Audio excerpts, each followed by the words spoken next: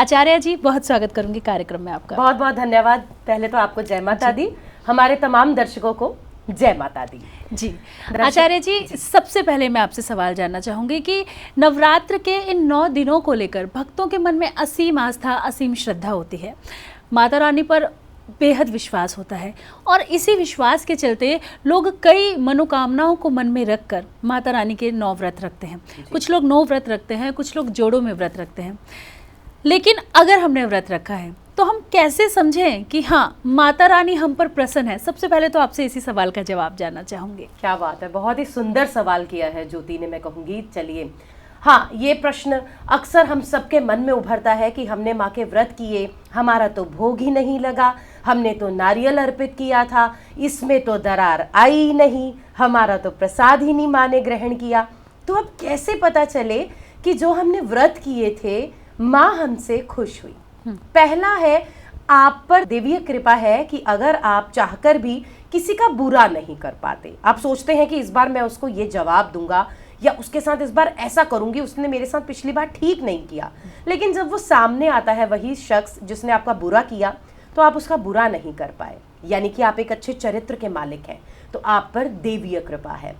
अगर आपको इन 9 नवरात्रों में आपने व्रत रखे हैं, अन्न का त्याग किया है, आपने सात्विक भोजन ग्रहण किया, आपने दोनों समय दीपक जोत बत्ती की, आरती की माँ की, आपने वो तमाम चीज़ें की जिससे आपको लगा कि हाँ, मैंने माता के निमित्त सब कुछ किया, माँ को मैंने खुश करने का अपनी तरफ से पूरा एक प्रयास किया है। तो यदि आपको स्वप्न में माँ देवी नजर आए, आप उनसे वार्तालाप करें, तो यकीन मानिए आपके ये व्रत आपको लग चुके हैं और आपके नवरात्रों की ये कामना माँ ने स्वीकार कर ली है। एक लक्षण और देखने में आता है, ये शास्त्रों में निहित है, कि यदि आप ब्रह्म मुहूर्त में उठें, आप देखिए अचानक से कई बार क्या होता है, 3 से 5 बजे के बीच आपको लगता है कि आपको किसी ने आवाज़ दी है और आप एकदम से चौंक कर उठते हैं, तो यकीन मानिए कि आपको देवता चाहते हैं कि आप इस समय को सोकर ना गंवाएं, इस समय का सदुपयोग करें, ब्रह्म मुहूर्त में उठें, ब्रह्म मुहूर्त के तमाम कार्य करें, उसके निमित्त आप स्नान करें, दान करें, पूजा पाठ करें और आप इस समय का पूरा सदुपयोग करते हैं। अगर आपकी आंख ऐसे खुलती है तो आप पर देवीय कृपा हो चुकी है। इस पूरी दुनिया में 13% पीपल, 13% ही ऐसे लोग हैं जो ब्रह्म मुहूर्त में उठते हैं और स्नान करते हैं, और आप उसमें शामिल हो सकते हैं। अगला लक्षण ये भी शास्त्रों में निहित है कि अगर आपको अपने आसपास भीनी भीनी खुशबू, भीनी भीनी महक आए, सुगंधित वातावरण लगे, आपको लगे कि किसी ने बहुत अच्छी कोई धूप जलाई है, हो सकता है धूप ना जलाई हो लेकिन आपको सुगंधी आए, तो माँ की कृपा के आप पात्र हैं। अगर आप पूजा करने बैठे हैं, आपने जोत अभी जलाई है और आपको लगता है कि कोई प्रकाश का पुंज आपके पास से गुजरा है, या आपको लगता है कि कोई हवा का झोंका आपके पास से गया, तब भी माँ ने आपकी पूजा को स्वीकार कर लिया है। ये भी एक संकेत है।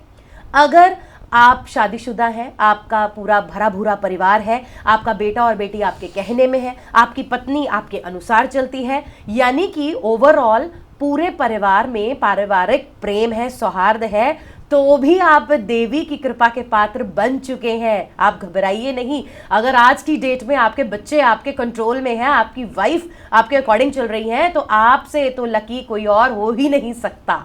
एक लक्षण और देखने में आप समझे कि आप देवीय कृपा के पात्र कैसे बने। अगर आपको पूर्वाभास हो जाए, कई बार आपको चीज़ें पहले से ही किसी चीज़ का ज्ञान हो जाए, तो भी आप पर देवीय कृपा है।